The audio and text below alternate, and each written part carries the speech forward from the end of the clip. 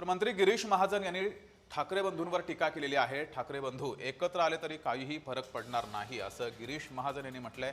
दोन्ही ठाकरेंच्या एकत्र येण्यानं कुठलाही फरक हा मुंबई महानगरपालिकेत सुद्धा पडणार नाही असंही त्यांनी विधान केलंय।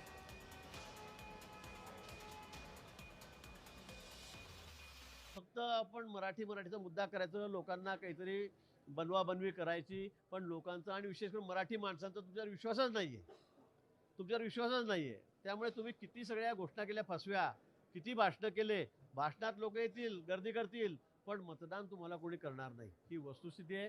लोकांचा विश्वास भाजपवर आहे, लोकांचा विश्वास देवेंद्रजींवर आहे, लोकांचा विश्वास महायुतीवर आहे।